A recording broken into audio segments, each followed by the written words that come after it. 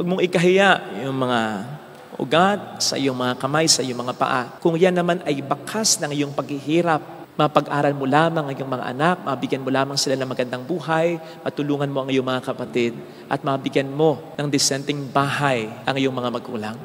Huwag mong ikahiya ang mga stretch marks mo sa katawan kung yan naman ay bakas ng pagdadalang tao mo at pagbibigay buhay sa mga anak mo. God is not particular with the way we look. Inasmuch as for Him, we are all beautiful. Maaring ikaw may matangkad o pandak, maitim kayo mangki o maputi, mataba, skinny, kahit ano pa, kahit may kapansanan pa, lahat tayo ay maganda sa Kaniyang mga mata sapagkat tayo ay nilikha niya. Sabi ko nga, kahit yung mga kapintasang masasabi natin para sa ating sarili ay hindi kapintasan para sa Kanya. Bahagi yan ng ating kagandahan para sa Kanya. So He's not particular with the way we look. He is most particular with the way we use our body for His glory. Sa pagkatandaan natin na tayo magkatawan para maging katawan ni Kristo sa mundong ito. Kaya dapat bilang mga anak ng Diyos ay mas maging particular tayo hindi sa image natin kundi sa magiging image ng Diyos sa pamamagitan natin. Yung pagdedemand ng Diyos ng katawan natin. Kaya nga sabi ni St. Paul, offer your bodies. I beseech you, I demand you. He is demanding our body for Him to have an embodiment of His love and mercy. And so the question is, do we have this kind of beauty? Are we an embodiment of His love and mercy? Do our bodies glorify God? Si Mary Ann Bevan ay nakilala minsan bilang the ugliest woman in the world. Actually, hindi ganyan ang kanyang itsura. Kaya lang nagkaroon siya ng sakit na nag-disfigure ng katawan at mukha niya. So, kinilala siya bilang world's ugliest woman. Kung ikaw ba, tatanggapin mo yung title na yan, na naging hantungan upang siya ay laitin at pagtawanan. Pero alam po ba ninyo na yung title na yan ay kanyang pinangatawanan? For two things, two important things. Una, para mabuhay niya at mapag-aral niya ang mga anak niya. Kasi naging dahilan yan para magkaroon siya ng mga award, World's Ugliest Woman. Sumasali din siya sa theater yata o kaya sa mga palabas. Nag-capitalize siya sa kanyang itsura. So yun yung una, para mabuhay niya at mapag-aral niya ang mga anak niya. Ang pangalawa ay hanggang sa niyakap na niya ang propesyon, kung hindi man ay naging bukasyon na para sa kanya, para makapagpasaya ng kapwa niya. So, pinangatawanan na niya ang pagiging pangit niya para sa mga tao o sa mata ng mundo para sa dalawang dakilang layunin na ito. Mabuhay, mapag-aral ang mga anak niya, makapagpasaya ng kapwa niya. O, sa tingin niyo, si Mary na sa tingin ng mundo ay napakapangit na tao, ay pangit ba talaga sa mata Kristo? I don't think so. Because Mary became an embodiment of Jesus' love and mercy, not just for her family, but for other families. Ang sabi nga po sa Isaiah 52 verse 7, how beautiful upon the mountains are the feet of those who bring the good news. Napakaganda ng mga paa ng mga tagapagdala ng mabuting balita. Alam naman natin na dati hindi naman sementado ang mga lugar at nakayapak lang o nakasandals lang yung mga nagpapahayag ng mabuting balita. So talagang baka kinakailangan mo ng jackhammer, malinis lamang yung mga dumi sa mga paa ng mga tagapagpahayag ng mabuting balita na yan. Pero sa mata ng Diyos, napakaganda ng mga paang yan, ng mga tagapagpahayag ng mabuting balita na yan. Kaya kung i-relate natin ito sa ating pinag-uusapan, sa ating buhay, huwag mong ikahiya yung mga ugat sa iyong mga kamay, sa iyong mga paa. Kung yan naman ay bakas ng iyong paghihirap, mapag-aral mo lamang ang iyong mga anak, mabigyan mo lamang sila ng magandang buhay, matulungan mo ang iyong mga kapatid, at mabigyan mo ng disenteng bahay ang iyong mga magulang. Huwag mong ikahiya ang mga stretch marks mo sa katawan kung yan naman ay bakas ng pagdadalang tao mo at pagbibigay buhay sa mga anak mo. Huwag mong ikabahala o ikahiya na ikaw ay tumataba na, hindi ka na nakapag-aayos tulad ng dati, hindi na branded ang mga gamit mo, sapagkat ito'y bakas na ang mas pinaprioritize mo ay ang pamilya mo at hindi na ang sarili mo. Huwag mong ikahiya na halos mawalan ka ng kilay sapagkat nasunog yan dahil sa pag-isikap mo na maabot mo ang mga pangarap mo, makapagtapos ka ng pag-aaral para masulit ang pagod ng mga magulang mo. Huwag mong ikahiya ang mga bakas ng paghihirap na ito sapagkat mga bakas ng pagmamahal yan. Tingnan po niyo si Kristo. Nang siya'y muling nabuhay, glorified body na siya, tiniyak niya na magbabago ang lahat sa kanyang katawan pero nandun pa rin ang mga bakas ng paghihirap dahil tayo ay minahal niya. Mga kapatid, ngayon ay pinagdiriwang natin ang kapistahan ng pagkakatalaga sa isang simbahan o templo ng Diyos. Tandaan po natin, ang simbahan ay templo ng Diyos. Tayo rin naman ay templo ng Diyos. Yun ang sinasabi sa ating kalawang pagbasa, we are temples of the Holy Spirit. Ngayon, kung papaanong ang simbahan o templo ng Diyos ay nagiging talagang maganda, talagang nagiging maayos. Hindi dahil sa maraming mga dekorasyon na magaganda, hindi dahil sa mga nagkabitang mga pila kakaginto sa simbahan o templo. Nagiging maayos ang maganda ang simbahan o templo kapag nararamdaman dito ang Diyos. Ganun din naman, nagiging maganda tayong templo ng Diyos kung sa pamamagitan natin, nararamdaman ng ating kapwa-tao ang Diyos. And that's being a living sacrifice for God and for man. Hindi ko sinasabing masama at hindi natin dapat i-prioritize ang pagpapaganda, pero siguraduhin natin na tayo ay maganda sa kanyang mga mata. Lalo't hindi ko sinasabi na hindi natin i-prioritize ang pagiging malusog. Pero siguraduhin nating malusog, hindi lamang ang ating katawan, kundi pati na ang ating kaluluwa.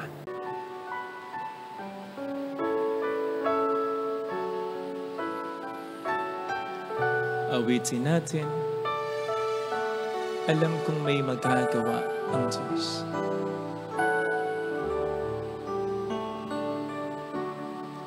Alam kong may magagawa ang Diyos. Makapangyarihan siya. Alam kong may magagawa ang Diyos. Alam kong may magagawa Walang imposible sa Kanya. ang Diyos. Kung ako'y magtatapat, Kung ako'y magtatapat sa Kanya ay maglilingkod.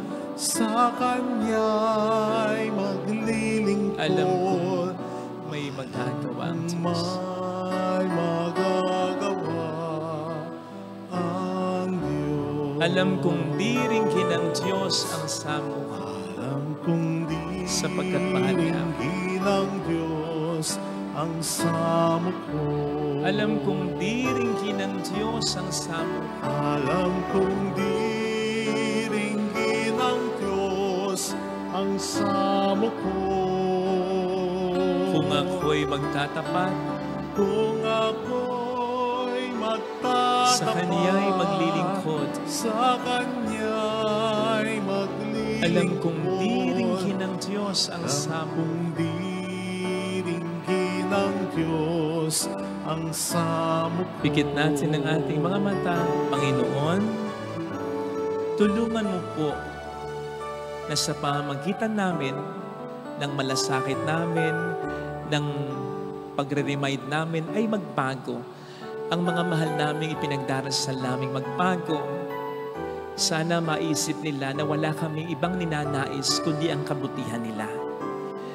Pero habang hindi pa sila nagbabago, kami po ay baguhin nyo rin. Kung kinakailangang mas magmahal, mas umunawa, mas magpatawad, mas umintindi, mas mag-remind pa, mas magtiyaga pa, mas magsakripisyo pa kami, gagawin namin. Tulungan mo lamang po kami. Kasi kuminsan, nahihirapan na rin kami. Hallelujah. Purihin ang Diyos. Hallelujah. Pasalamatan siya. Siya ay muling babalik sa atin. Hindi tayo iiwan ng Diyos. Hindi tayo papapayaan ng Diyos. Babalik sa atin. Hallelujah. Huwag kang mawawala ng pag-asa. Hallelujah. Tutulungan ka niya. Babalik ang Panginoon upang tayo ay kunin tapat siya sa kaniyang mga pangako sa atin. Sabihin mo sa sarili mo, mayroong magandang mangyayari sa iyo. Hindi sasayangin ng Panginoon ang pag-isikap mo na magdasal, mag-remind, magtiyaga, magpatawad, magsakripisyo para sa pagbabago ng minamahal mo. And in the process, ikaw rin ay kanyang namabago. Mayroong magandang mangyayari sa iyo. Konting tiyaga pa. sapagkat sa'yo o pwedeng ikaw ang kanyang tanging pag-asa para makapagbago pa. Ikaw ang daan papunta sa pagbabago niya. Siyagain mo pa. Papuri sa Ama at sa Anak sa Espiritu Santo. Kapara ng sa unang-una, ngayon magpakailanman, magpasawalang hanggang. Amen. Kung bawat tao matutulad sa aso, di ba parang awkward? Pero yung tutularan natin sa aso, yung pagiging grateful niya upang tayo maging faithful din sa isa't isa.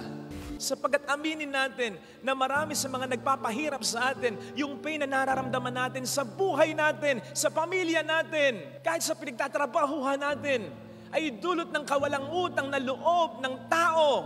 Ang pagiging faithful na misis at ilaw ng tahanan ay walang katumbas na halaga. Kung yan ay makikita ng bawat asawa, kung papaanong napakalaki ng hirap ng kanyang kabiyak sa kanya at sa kanilang mga anak, bawat asawa ay magiging tapat. Kapal na lang ng mukha mo kapag niloko mo pa at sinaktan mo pa ang asawa mo. Isa sa sumikat sa isyong hiwalayang Katniel. Sorry kung nabalikan ko kasi sakto lang dun sa pagninilay natin ngayong araw na ito. Isa sa sumikat ay si Summer, yung aso ni Daniel Padilla. Kasi nang tanungin si Daniel Padilla kung ano ang loyalty para sa kanya, ito ang sagot niya. Alam mo sino pinaka-loyal? Yung aso ko, si Summer. Yun ang pinaka-loyal. Doon ko makikita ang definition ng loyalty. Na kahit anuman ang pinagdadaanan ko ngayon, kung anuman ang sitwasyon, ang emosyon ko ngayon, sino ko ngayon, tatanggapin ako ng buong buo nun. Yun ang loyalty. Walang judgment kung sino ka. Tama naman siya. Sapagkat ang aso ay loyal talaga. Di ba ang bansag natin sa aso, man's best friend, our best friend. At kahit tayo magkaroon ng maraming best friend doon, being human, ang aso, ang best friend, ikaw lang. Kung magagawi po kayo dito sa may bandang likod, may mapapansin kayong aso. Siya si Wiggle, kasi nung ibigay siya sa akin, nagwi-wiggle siya ganon. Parang hindi maayos noong unang balance niya. So, pinangalanan naming Wiggle, nickname Wiki. Yan kapag nililibot ko sa umaga, kahit sa hapon, pag nakasalubong yan ng kahit sino, magwi-wiggle uli. Makikipaglaro. Kasi friendly. Pero kapag yan ay tinawag ko, wiggle, wiggle. Kahit sino ang kalaro niyan, kahit anong pinaglalaroan yan, kahit kumakain pa yan, kasama sa akin yan. Bubuntot na sa akin. Hindi hihiwala yan.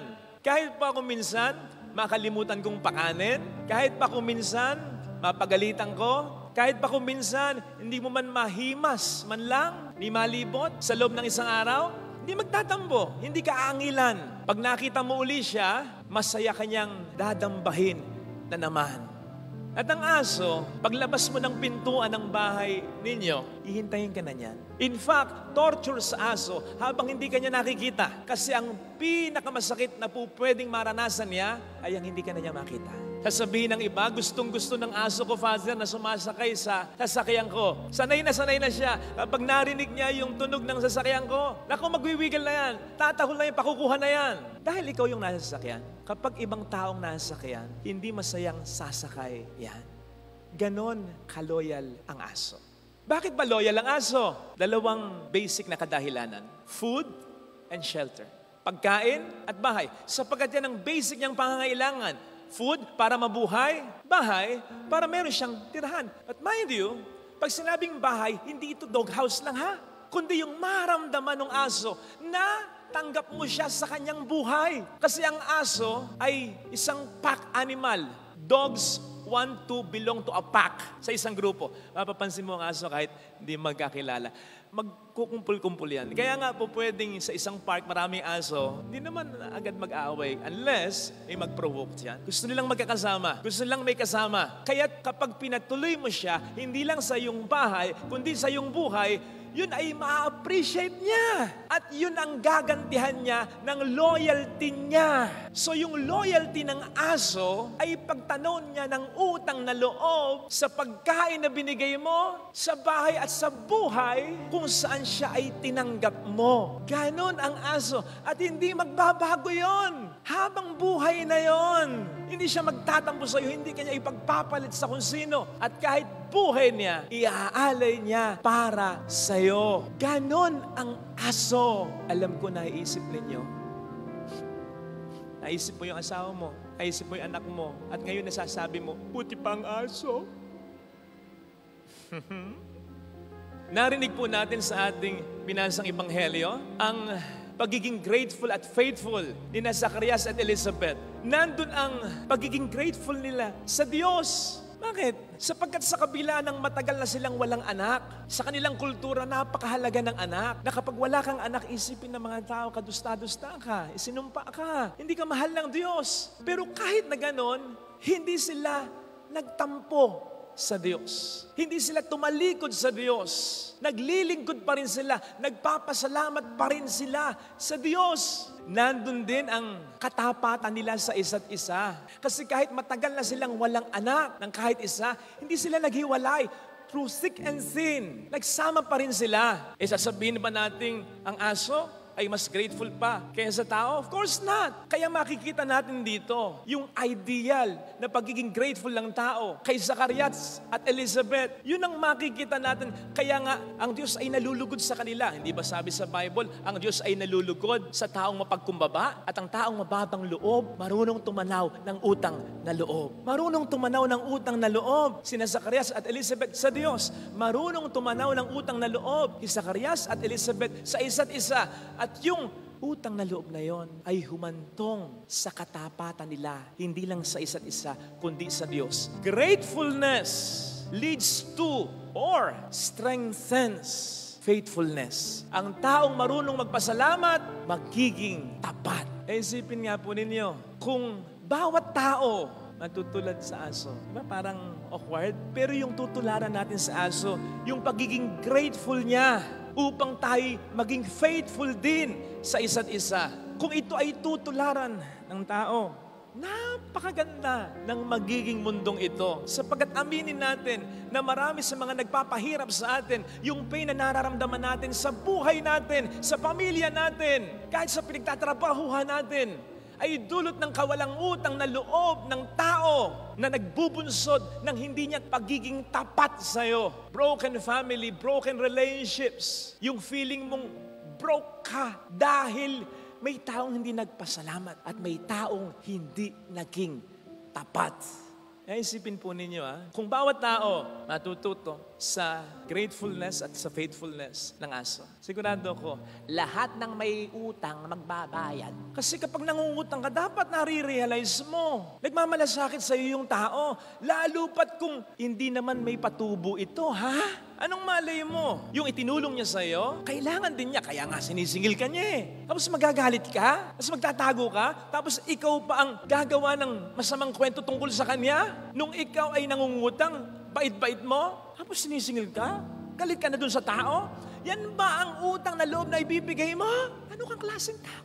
So sana makita, kasi kung makikita mo yon, tatanaw ka ng utang na loob, ikaw ay magiging tapat sa kung kailan at sa kung anong paraan ninyo napag-usapan, ikaw magbabayad. Kapag ang tao marunong tumanaw ng utang na loob and therefore magiging tapat, walang asawa ang magiging unfaithful sa kanyang kabiyak. Kasi sana makita mo na hindi ka naman niya kaano-ano, hindi ka niya kadugo, pero sa iyo, binitawan niya ang mga mabibigat na salita.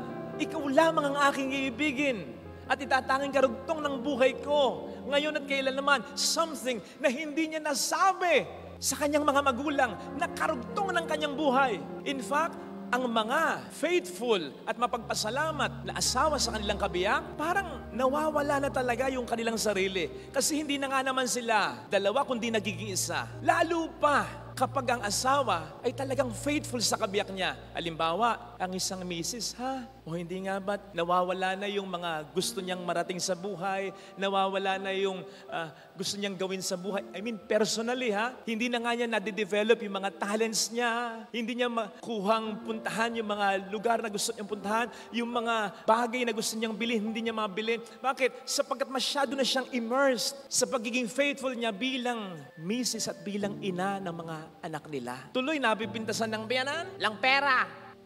Pagkakapera. Yung pag-aalaga ba niya sa mister niya, sa mga anak nila? May sweldo? May sweldo ba yung pagluluto niya? May sweldo ba yung paglilinis niya ng bahay? May sweldo ba yung pag-iisip niya araw-araw kung anong kakainin? Kung anong lulutuin? May sweldo ba yung pagliligpit ng mga kalat sa bahay? May sweldo ba yung paglalaba, pag-plansya, pag-aayos ng damit? May sweldo ba yung pag-aalaga sa mga anak? Ay kung may sweldo yan, mas marami pa siyang pera kaysa sa mister niya. Sapagkat ang pagiging faithful na misis at ilaw ng tahanan ay walang katumbas na halaga. Kung yan ay makikita ng bawat asawa, kung papaanong napakalaki ng hirap ng kanyang kabiyak sa kanya at sa kanilang mga anak, bawat asawa ay magiging tapat. Kapal na lang ng mukha mo kapag niloko mo pa at sinaktan mo pa ang asawa mo.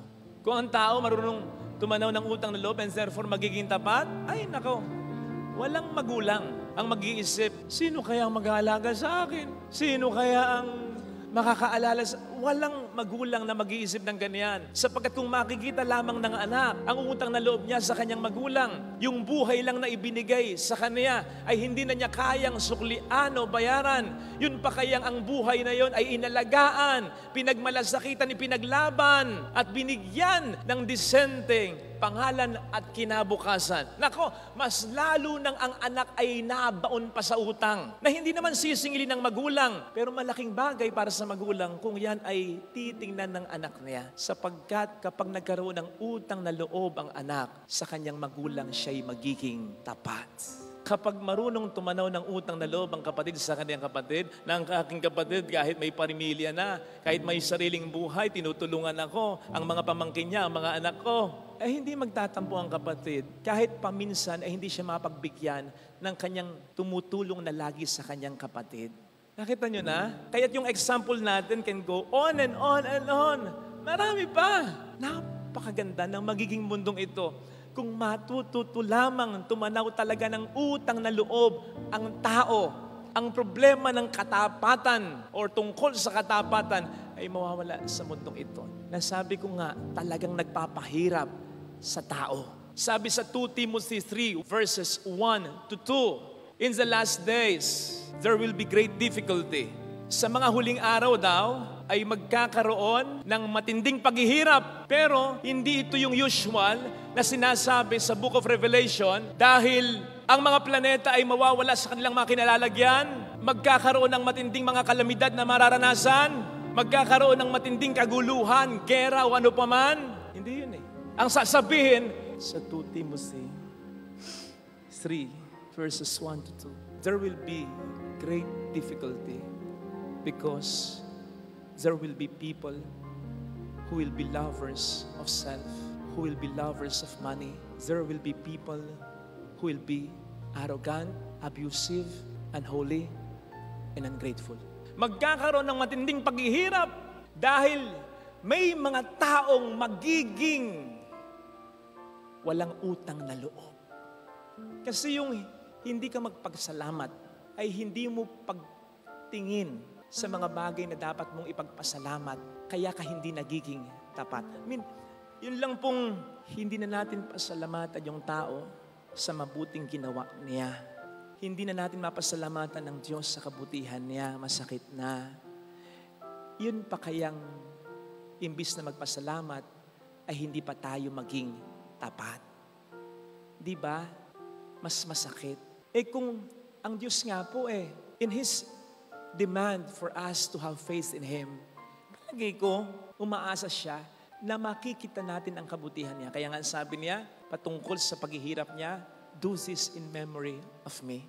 Kasi yun naman talaga ang daloy ng pananampalataya.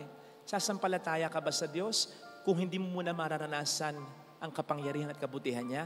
Kaya tayo sumasampalataya sa kapangyarihan at sa buti ng Diyos. Kasi naranasan natin, na-appreciate natin. Kaya tayo nagiging tapat sa Kanya, na-appreciate natin ang katapatan niya. Ang tao pa kaya ang hindi maghanap na sana hindi man natin masuklian ang kanilang kabutihan, ma-appreciate man lang. Sapagkat yung appreciation na yan ang maglilid sa katapatan. Ilang beses na akong inaalok ng aso, dati pa, pati mga kapatid ko, Kuya, laga ka ng aso. Ayoko. Talagang, ayoko. Hindi ako dog lover. Pero, gaya ng kaibigan ko, ilang beses na rin may nagsabi sa akin, try mo. Sigurado, hindi ka magsisisi kapag naramdaman mo ang loyalty ng aso. And true enough. Ngayon, napag-isip ako, buti pa para sa aso, ang tao ay nakakasigurado. Nakita po ninyo, lahat nagsasabi. Try mo. Sigurado ko, hindi ka magsisisi kapag naramdaman mo ang loyalty ng aso. Eh yun ba pwede natin gawin sa tao? Pag yan nangutang sa'yo, sigurado, hindi mo pagsisisihan ang pagpapautang mo. Pag yan naging kaibigan mo, nakaw, sigurado, nandiyan siya para sa'yo hanggang dulo. Kaya ba natin sabihin yun sa tao? Eh mga mag-asawa nga, nagkakahiwalay pa. Mag-ina, mag-ama, nagkakasira pa. Magkakapatid, nag-away pa. Mag-jowa pa ba? Nagpapautangan pa ba? Ay, naka. So ang lagay ba nito mas mainam pa kaya sa atin ng aso? Mahiya naman tayo. Ito sana ang hilingin nating biyaya sa banal na pagdiriwang na ito.